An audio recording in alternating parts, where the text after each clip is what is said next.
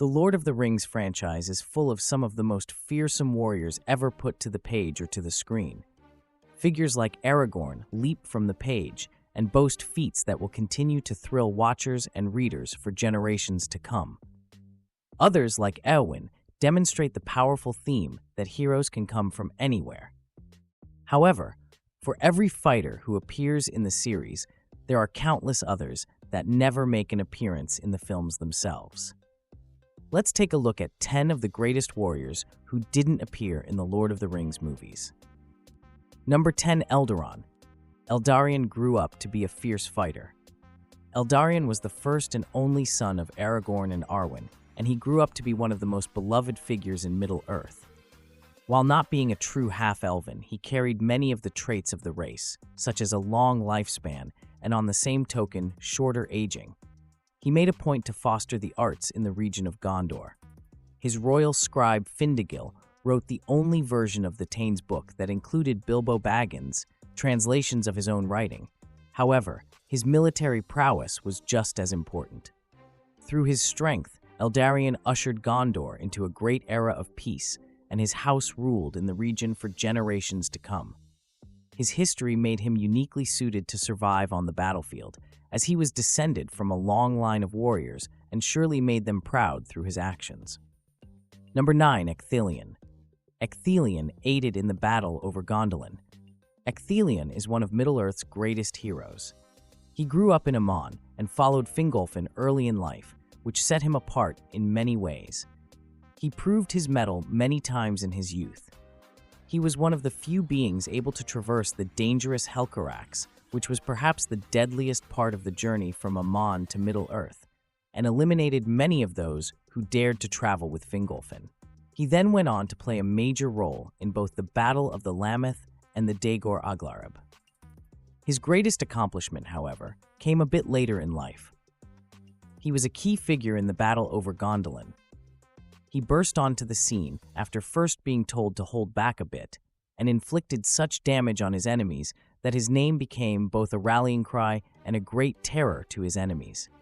He killed 2 dragons and 3 Balrogs over the course of the battle, and went on to face Gothmog, the Lord of the Balrogs. His foe should have destroyed him before the fight even began, as he had been weakened in the previous phases of the battle. However, Ecthelion drew strength from the great fountain of the king and stood against the terrible creature. Though he lost his sword during the fight, he destroyed Gothmog using only the spike of his helmet as a weapon. He lost his life in the process, as the two of them both drowned in the very same fountain that restored his strength. Number 8, Maedhros. Maedhros' eponymous union stood against Morgoth. Maedhros, the eldest son of Feanor, lived up to his father's legacy in every conceivable way. He was a warrior his whole life. When Finwë fell by Morgoth's hand, he was the first out of his siblings to take the oath of Feanor to work toward the recovery of the coveted Silmarils. He then went on to play a role in the first kinslaying, which was one of the greatest acts of violence carried out in the early history of Middle-earth. Maedhros led a force to relieve his father Feanor when he was pursued by a host of Balrogs, including the aforementioned Gothmog. He stood alongside Fingolfin at the Dagor Aglareb, which was once again one of the most dangerous battles in the history of Middle-earth. His greatest accomplishments came later in life with the creation of the Union of Maedhros. Alongside those who dared to join him, he swore to bring down Morgoth once and for all. There was hope. Love could still persist in Middle-earth as long as people were willing to fight for it. It should have been one of the greatest signs that goodness would ultimately prevail in this world. However, Morgoth caught wind of its existence. He sent out Glaurung, one of his dragons, and his involvement in the battle prevented the two components of the Union, the one led by Maedhros and the one led by Fingon, from joining forces the way they should. Ultimately, they fell short, but the very existence of the Union is a testament to Maedhros' military mind and his warrior ways. Number 7, Feanor. Feanor's flaws can't outweigh his successes. Feanor is perhaps one of the most renowned figures in Middle-earth's history. He made his mark on every aspect of the world and its culture. He created the Silmarils, which of course helped to kick off the events of the Silmarillion and was the first to use the Tengwar script. From the moment he arrived in Middle-earth, Feanor cemented himself as one of the fiercest warriors the realm would ever know. Unfortunately, a lot of his military prowess was motivated by selfish desires. After his creation of the Silmarils, he found himself overwhelmed by the desire to keep the light of the two trees of Valinor, which he had harnessed, into the jewels for himself. He grew manipulative. This doesn't negate his accomplishments, however. He was so passionate and well-respected that he was able to sway those around him to swear the Oath of Feanor, which helped to cement him as one of the strongest leaders in Middle-earth's history. He played a major role in the first kinslaying, which was the first time that there was any elf-on-elf violence in the realm of Middle-earth. Unfortunately, however, this turned many of his people against him. He lost his life in the battle under the stars. The Balrog Gothmog dealt the killing blow. Number 6, Glorfindel. Glorfindel got a second chance at life. Glorfindel, one of the most valiant warriors in Middle-earth, was such a hero that he was even given a second chance at life after he died. During the First Age, he fought in many of the most important battles in the realm's history, though. Importantly, he refused to take part in the first kinslaying, which could have led to him having such goodwill with the Valar. He played a major role in the Battle of the Lamoth, the Dagor Aglareb, and the Nirnaeth Arnodiad. At all of these, Glorfindel refused to give in even when it looked like he was going to be overrun. This refusal to give up eventually cost him his life. During the fall of Gondolin, he engaged in combat with a Balrog. Though he was able to claim its life, the creature's final act was to snatch Glorfindel by the hair and carry him down with it. However, this wasn't the end of Glorfindel's story. After his spirit arrived in the halls of Maedhros, the Valar gave him a second chance at life. They returned him to Valinor, where he accomplished many more great deeds. He fought in the Battle of Fornost. Though he wasn't able to defeat the Witch King in this conflict, he was the one to determine that it was no mortal man who would destroy this foe. He's one of the greatest fighters that Middle-earth has ever known, and deserves to be celebrated as such. Number 5, Turin. Turin destroyed Glaurung. Turin Turambar was destined to be a warrior from the moment he was born. His mother Morwen sent him to Doriath. During his time in the Elven realm, Thingol, his adoptive father, gave him the dragon helm of Dor Lomin, which earned him a fearsome reputation among the orcs from a young age. He spent a while living as an outlaw after accidentally causing the death of Saros, one of Thingol's most beloved counselors, and was perhaps the band's most honorable leader. He turned them from a group that would attack anything that dared to come near them to one that swore to attack only orcs from that point forward. They became protectors of the forest rather than terrorizers of it.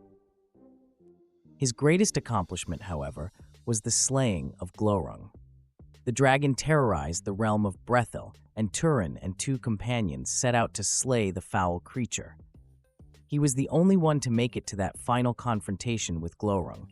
One of his friends turned back out of fear, and the other lost his life trying to prevent Turin from tumbling into the water beneath the dragon.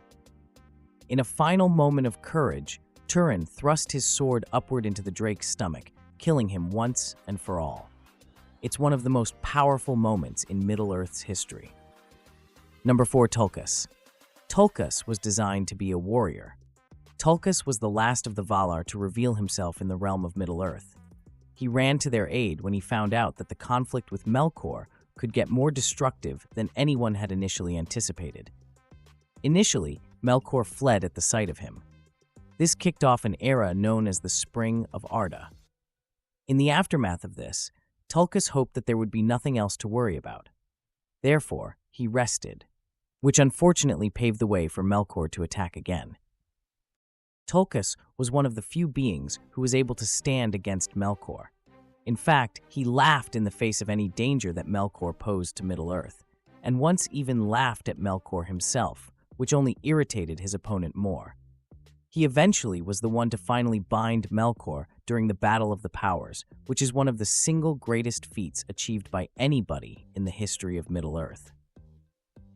Perhaps more interestingly, he managed to do all of this without wielding a weapon. He didn't need one. He was strong enough on his own. Number 3, Gil Galad. Gil Galad helped the last alliance. Gil Galad is one of the most respected figures in Middle-earth.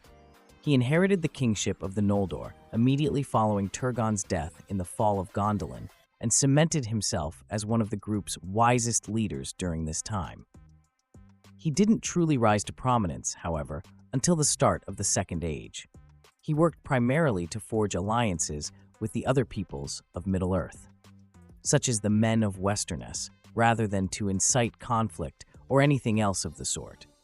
He went on to be deeply significant to the last alliance of men and elves. He and Anarion's army of men of Gondor joined forces at the Battle of Dagorlad. Though it was long and painful, it ultimately resulted in a victory for the alliance. From there, they progressed on to eventually launch an attack on Barad-dûr itself, which was Sauron's greatest stronghold in Middle-earth. Though this wasn't depicted in the films, it was Gil Galad's sacrifice that made it possible for Isildur to remove the ring from Sauron's hand in the first place. He suffered mortal wounds while striking against Sauron and passed into the halls of Maedhros there on the battlefield. However, he's remembered as one of the strongest leaders and fighters that the realm ever knew. Number 2, Hurin. Hurin built his own legacy. Hurin's career on the battlefield began when he was very young, as he proved from an early age that he was one of the most capable fighters the world would ever know. He and his brother took up residence in Brithiel, where they joined forces with a group of men who crusaded against the orcs terrorizing the region. They were brought to Gondolin by 2 of the Great Eagles in the aftermath of this conflict and became close allies of Turgon as well. Hurin avenged his father's death by chasing the orcs that killed him away from the Ered Wethrin, proving once again that he could triumph over anyone who dared to stand in his path. However, his greatest feats were all accomplished during the Nirnaeth Arnediad, though the battle itself was ultimately a tragedy, all things considered. He and Huor stood in the face of defeat, facing down the orcs with anyone who dared to remain nearby and look death in the eyes so that Turgon could escape. Eventually, Huor lost his life during this confrontation. Still, Hurin didn't back down. Rather, he took a battle axe from one of the fallen orcs and wielded it against those who made it. He fought so intensely that eventually the weapon itself deteriorated from the amount of blood that was on it. Even though he wasn't successful and found himself captured and tortured after this, it's still one of the greatest feats of bravery in Middle-earth's history and cements Hurin as one of the realm's greatest fighters. Number 1, Fingolfin. Fingolfin is Middle-earth's greatest warrior. Fingolfin's time in Middle-earth began when he led one of the groups of elves who were leaving Tirion in order to start anew in the other realm. He spent much of his life reeling from his brother Feanor's betrayal, and as the violence intensified, he grew angrier and angrier with the man he was supposed to consider one of his most trusted companions for the rest of his life. He destroyed countless orc hosts on the way to handling the confrontations with Morgoth, and he managed to keep a level head through most of these, unlike Feanor, whose pride and hostility ultimately turned out to be his downfall. Fingolfin, importantly, spearheaded the conflict against Morgoth. He began the siege at Angband in the aftermath of his victory at Dagor Aglareb, which allowed him to play a major role in handling the great threat against Middle-earth safety, though he never launched an outright assault on Angband, which was for the best, as it never truly would have been successful. After a near-total defeat, rage finally overwhelmed the typically even-tempered man. He dared to stand against Morgoth alone. Though he eventually lost his life in this duel, the wounds Fingolfin gave his opponent plagued him for the rest of his life, cementing Fingolfin as the greatest warrior Middle-earth would ever know.